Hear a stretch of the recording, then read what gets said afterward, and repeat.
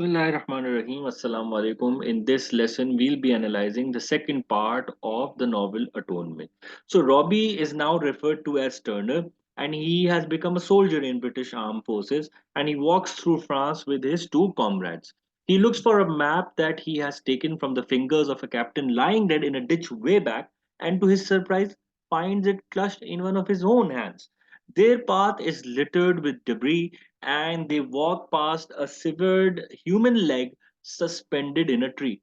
Turner walks ahead of his companions to consult the map. He is pained by a shrapnel wound in his side. So, part two's abrupt shift to this bleak scene of war highlights the suffering and misery that Turner has endured as a result of Briony's false testimony. By jumping straight to this jarring scene, McEwan shows just how far reaching the consequences of Briony's words have been.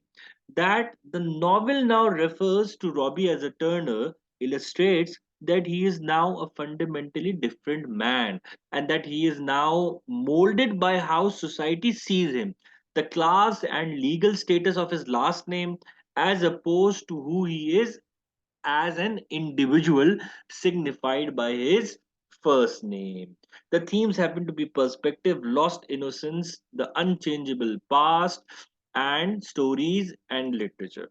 So, Turner's. Turner's two companions, Corporal Nettle and Corporal Mace, are above him in rank. Turner is a mere private. However, the corporals must rely on him to navigate towards the coast. Turner leads them westward. After crossing a stream and running past a swarm of bees, the men come upon a French woman in her farmhouse. As he did in university, Robbie uses his wits to transcend class, to move above class, to go ahead and across class boundaries in the military as well. Though he is of the lowest rank private, he is a crucial member of the escape party. Now, the woman tells them that they may not stay with her, but they inform her that they will be sleeping in her barn and request any food and drink she can spare. The woman insists that the men cannot stay. Her sons, she explains, are animals and will return soon. The three soldiers ignore her and take water from the house pump. The woman tells Turner that her sons will kill her and the Englishmen, but the men set up camp in the woman's barn anyway. Mace, a cook, crafts impromptu mattresses.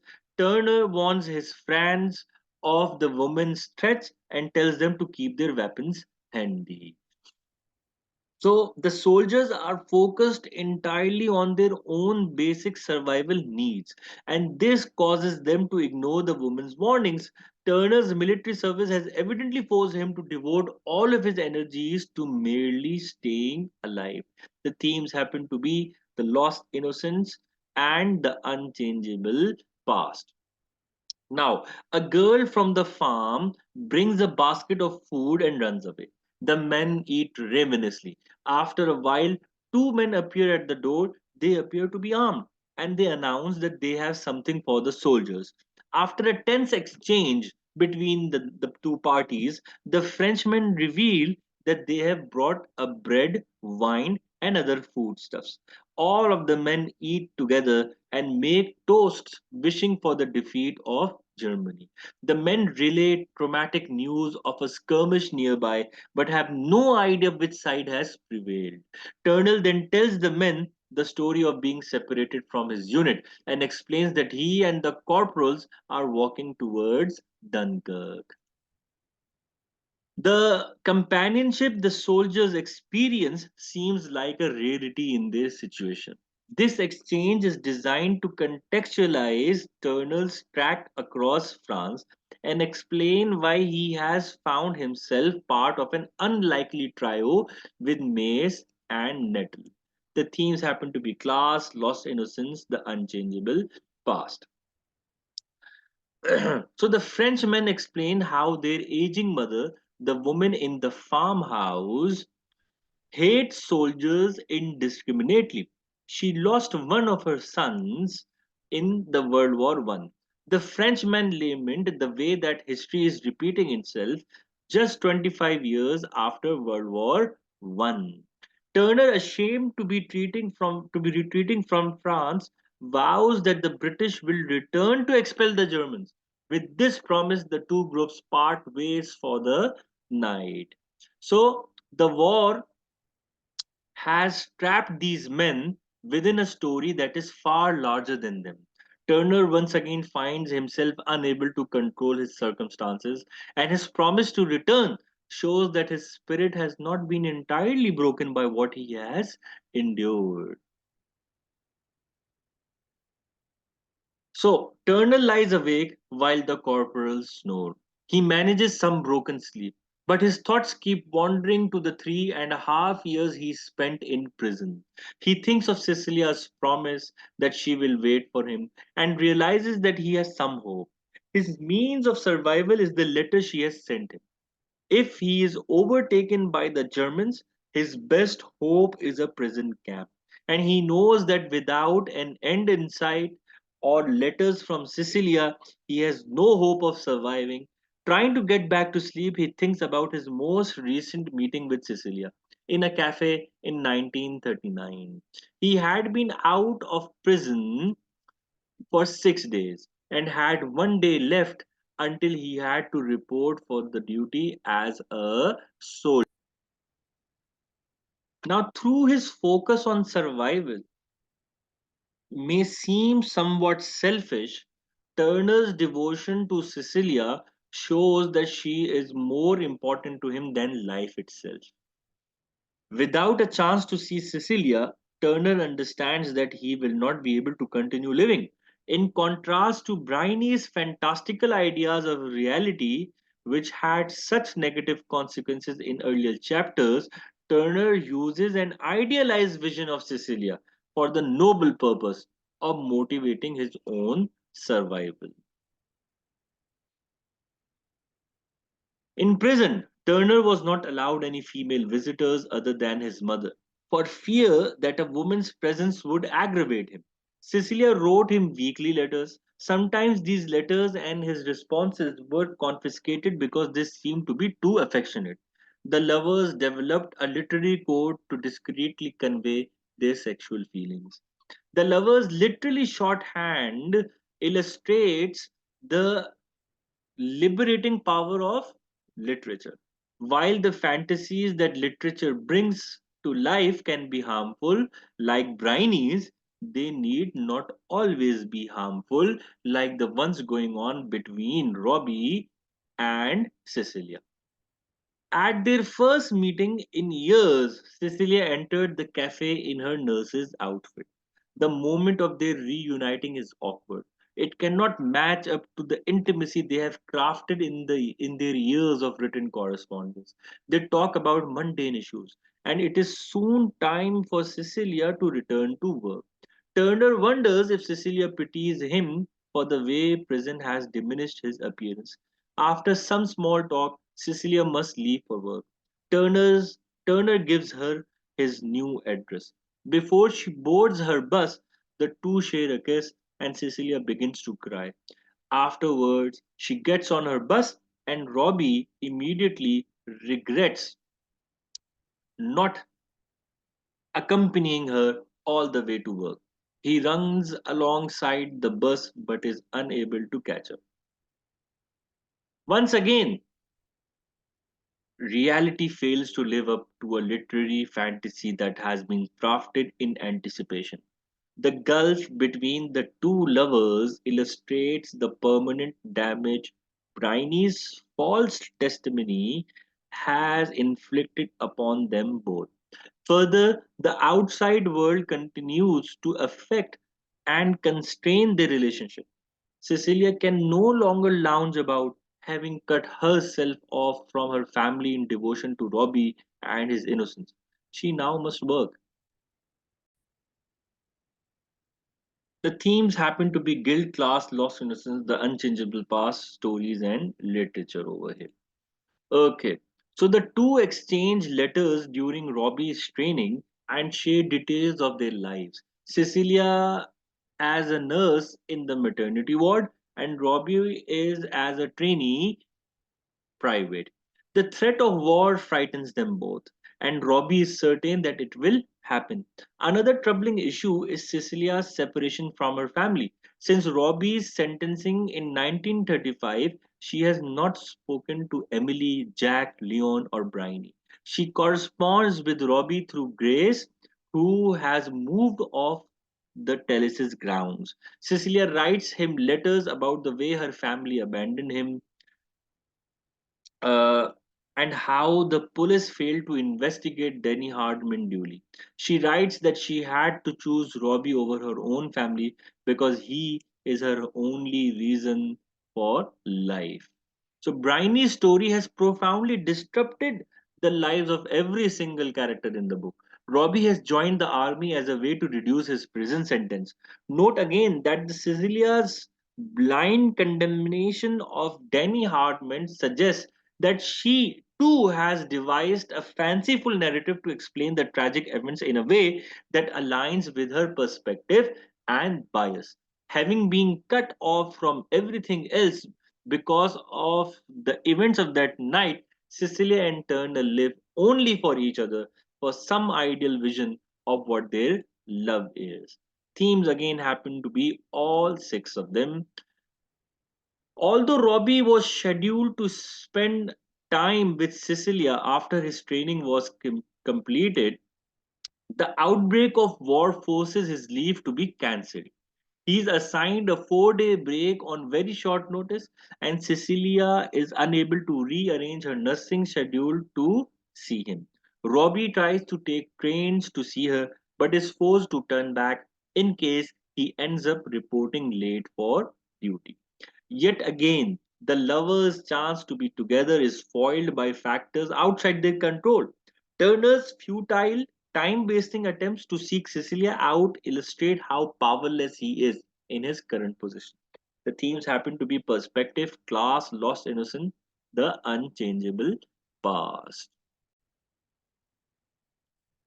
So the winter is full of dull work for Robbie. He writes a letter encouraging Cecilia to reconcile with her parents simply because he would feel too guilty if one of them died without Cecilia making amends with them. Her reply, the last to arrive before the mail stops being delivered, reveals that Bryony has contacted her. Bryony's letter reveals that she has started training as a nurse instead of attending Cambridge University. She has begun to feel remorse for testifying against Robbie and wants to meet with her older sister and with Robbie in order to try and remedy her misdeeds legally. Cecilia is interested to learn more about Bryony's evolution, but her letter to Robbie says that she will not contact her sister until she hears Robbie's response.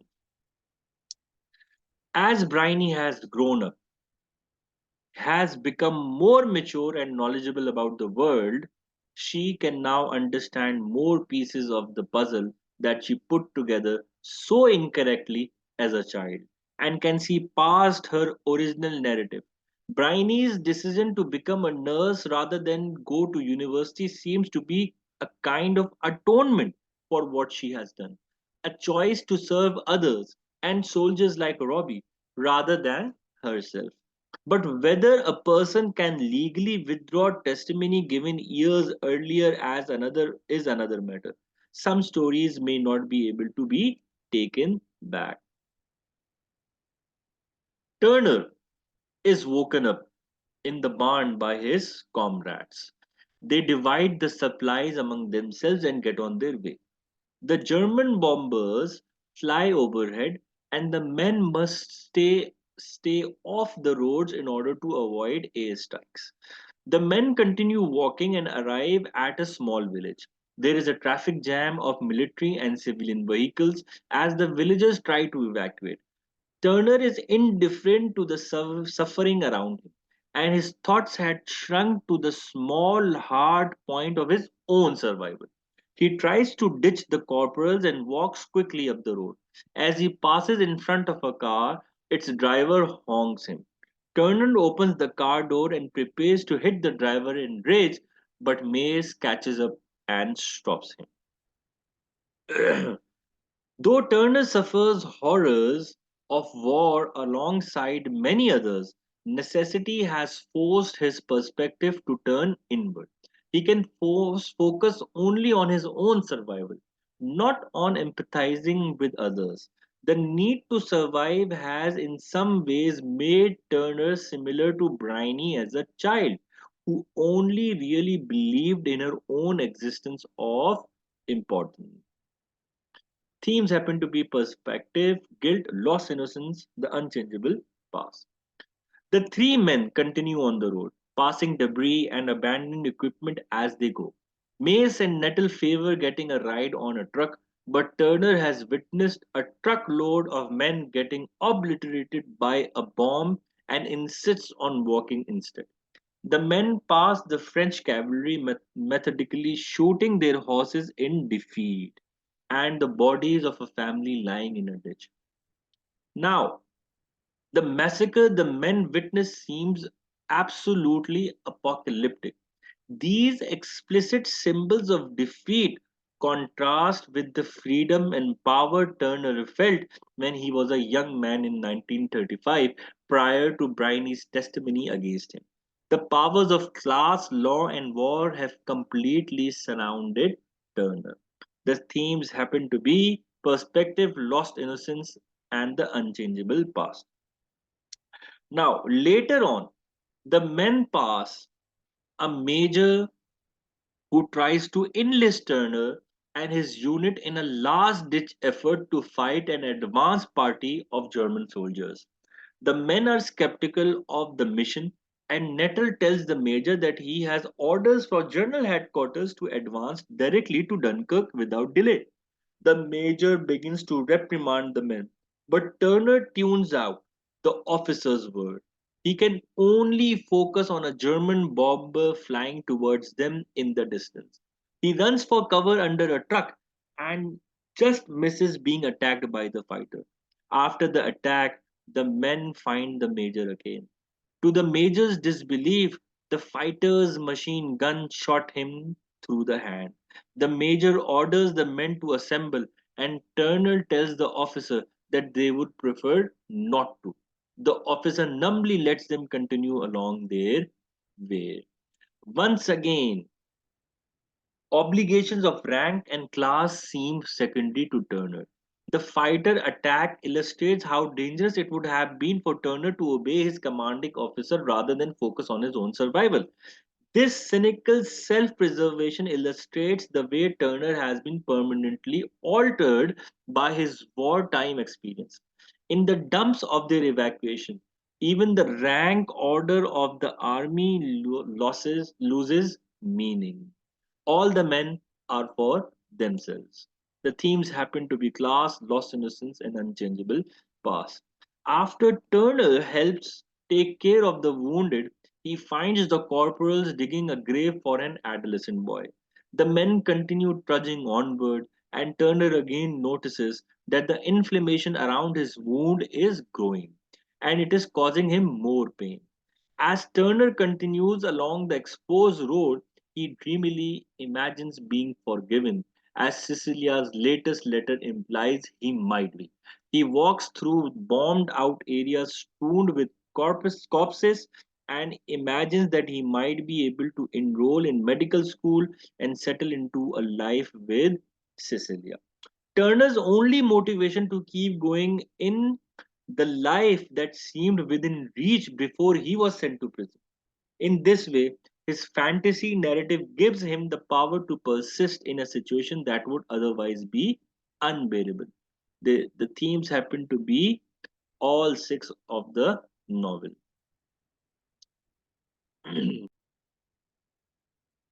Turner is still deeply uncomfortable with Bryony and does not know how he would deal with her if he were able to return to normal life. In jail, he longed for revenge against her. He tries to understand her perspective and recalls a moment in the summer of 1932 when he was teaching her to swim in a river. After they had finished swimming and changed back into their clothes, Bryony asked him if he would save her if she fell in. Robbie tells her that he would, and she proceeds to jump into the river. Robbie manages to rescue her and is enraged that she would risk both of their lives in order to be saved by him. After he reprimands her, Briony explains that she wanted him to save her because she loves him. Robbie imagines that in the 3 years after this event took place, Briony held feelings for him. Then, when she read his letter to Cecilia and saw the two having sex, she was so wrathful and jealous that she decided to condemn Robbie. He acknowledges that she was a child when she testified against him, but recognizes that he will never forgive her for what she has done. Unlike young Bryony, Turner makes some effort to understand the perspectives of others, to develop his understanding of a situation. The swimming story encapsulates Bryony's selfish impulses and storybook sensibilities perfectly. Because she childishly believes that love entails saving someone from harm, she recklessly contrives a storyline in which Robbie will save her from harm. Robbie is in the conflicted position of understanding Bryony's motivation, sympathizing with her foolishness, and yet being completely unable to forgive her because of the far reaching repercussions of her lie. And at the same time, there is never an indication in the first section of the novel that Bryony loves Robbie and feels jealous of him. So Robbie's sensible theory may also be totally wrong. The themes happen to be perspective, guilt, lost innocence, unchangeable tasks, past and stories and literature. Now, Turner and the corporals pass through a village. Above them, a group of German bombers begin to circle. Turner runs through a field to take cover. An indecisive woman holding a small child runs past him, and he pushes her towards cover. The fighter drops his bomb nearby, and Turner again tries to get the civilians to take cover and avoid the fighter's return strafe. The mother and child refuse to move, and Turner is left with no choice but to take cover on his own. Now, Turner's justifiable self interest also leaves him with some culpability. By striving to save himself, he does not protect others to the utmost of his abilities. Again, guilt and lost innocence. He is no more an innocent person now. Turner stands under trees with a group of other civilians. Once they hear the all clear signal, they continue to stand impassively in the forest. Mace and Nettle find Turner and the three get moving once again. They come upon a dip where the mother and child had stood. The two have been completely annihilated. So, in some ways, Turner is responsible for these civilians' death because he did not make every possible effort to rescue them. This disturbing sight undeniably projects his sense of guilt. Therefore, themes happen to be guilt, lost innocence, and the unchangeable past.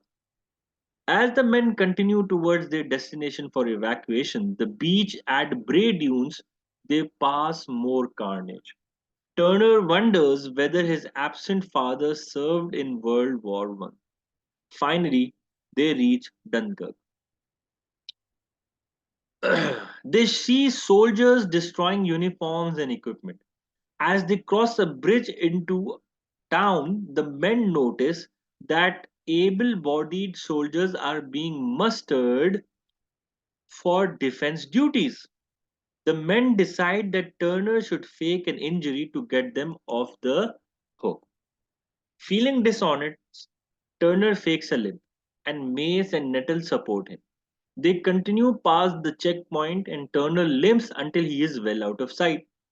After a good distance, Nettle is overcome with frustration and decides to throw away his boots, which he maintains hurt his feet. Turner retrieves them and convinces Nettle to carry them. So, the soldiers' desperation to survive once again compels them to make morally ambiguous decisions. Turner's artificial injury makes him guilty in much the same way as his failure to rescue the mother and child from the air raid. He has foregone opportunities to help others in the interest of his own survival. Therefore, the themes happen to be guilt and lost innocence. Turner continues walking and feels as though he is in an illogical dream state. The men reach the border of a resort at Bray Dunes, and a bossy lieutenant reprimand them for their untidy appearance. Turner feels as though he could shoot the man with no consequences, but is too knocked out to locate his gun. At long last, the men reach the beach, which is a chaotic scene. Turner surveys the ocean and realizes that there are no boats that could reach the area for hours. As basic survival becomes more and more of a struggle, the order of Turner's universe continues to erode bit by bit, to the point that he seems prepared to even overthrow military hierarchy and assault a commanding officer. The themes would be perspective, guilt, class, lost innocence, the unchangeable past. The men duck into a bar. Nettle looks for alcohol, but the place has already been raided. A commotion starts up in the doorway. A minor Royal Air Force clerk is being hassled by soldiers because the Royal Air Force did nothing to protect against German bombers. The soldiers begin roughing up the clerk, and Turner worries that everyone will set upon the clerk at once. Seeing that the situation threatens to escalate, Mace influences the mob by yelling to drown the man in the sea. Turner and Nettle understand that this is a trick to get the clerk out safely. Mace takes the clerk and runs through the door, while Nettle and Turner block the doorway behind him. Once the angry crowd breaks through, Mace and the Royal Air Force clerk have already been disappeared. Fortunately, despite his immense preoccupation with surviving, Turner has not lost touch with his altruistic impulses.